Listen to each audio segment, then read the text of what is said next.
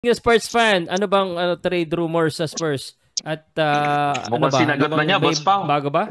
Trae Young. Trae Trae Young Young na naman. or DeJounte Murray, pero para sa Parang akin, lahat, bro, parang matitrade talaga to sa lahat. Parang lahat ng team, Sa yan ang lahat. rumors eh. yeah, Sa pero lahat. then nauna na rumor si DeJounte. Kaso, nung narinig ko na may Trae Young, bakit naman, di ba? Kasi ako naman, kung titignan, sa akin lang, sa paningin ko lang, opinion ko lang din naman. Iba din yung Trae Young, bro eh. Kasi spacer ang kailangan ni Wemby. Sa laki ni Wemby, bro, kailangan mo ng space, bro. Maganda ang tira ni... Yun lang sa paningin ko.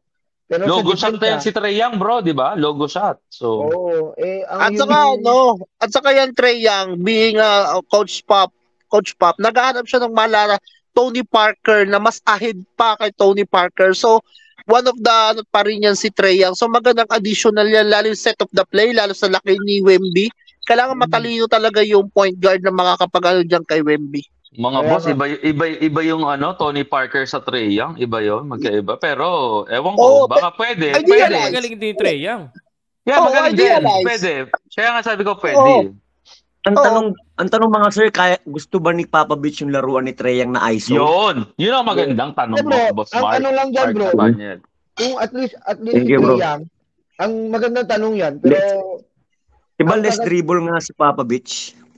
Bro, ang maganda rin naman dyan, kung talagang magaling siyang coach, tiwala naman. Ako ha? Oo, tiwala naman. Tiwala naman ako sa kanya. Kasi pag-ano pa rin dyan, yung skills ng player eh. Diba? Bilang coach, kailangan mo makausap yung player mo na ganito system ko, sana makapag-adjust ka ng ganito. Baguhin mo yung paano ka maglaro sa Atlanta, ito yung i-adapt mo na system sa team ko. At saka matalino si Trae Young. Hindi question yung ano nila kung magaling sila o ano. NBA level na sila eh. Yung chemistry nilang dalawa as a coach and player, bro. Yun nga.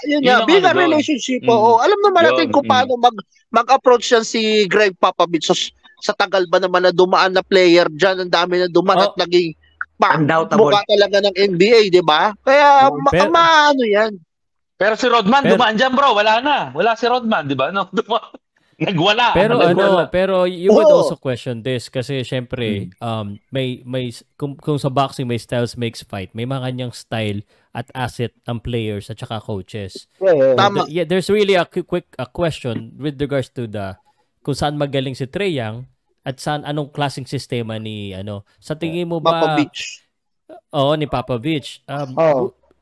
I think kaya niyang i-adjust pero baka hindi magbe-benefit si Trae Young, maiiba yung laro niya. Oo, tama Sir Pao. Ang akin naman diyan, hindi naman niligawan ni Popovich siya na i-trade kung ayaw niya. Totoo. Wala siya nakita. Totoo. Ngayon, si Trae Young, kung gusto niyang manalo, sumunod siya. Oo, Popovich, di ba? Kasi gusto mo ng di ba? Si Trae Young, ilang seasons na sa NBA. And Papa Beach are willing to wait for 10 more years. Wala siyang pakialam kung magtatatalo sila ngayon. Pero naman, maganda kasi yung Abot pa ng 10 years si Papa Beach. Ilang taon na ba si Papa Beach? Naka-wheelchair na yun. Bro, baka 5 years na. Baka 5 years na, matagal na. Ay, teka lang. Pangalan pa lang ni Papa Beach. Yan yung pangalan ni Papa Beach, di ba? Sinisigawan lagi ng mga, di ba, si Tim Duncan sila. Kain niya mga players siya. Kaya ba ni Trae Young nakainin siya ni Papa Beach?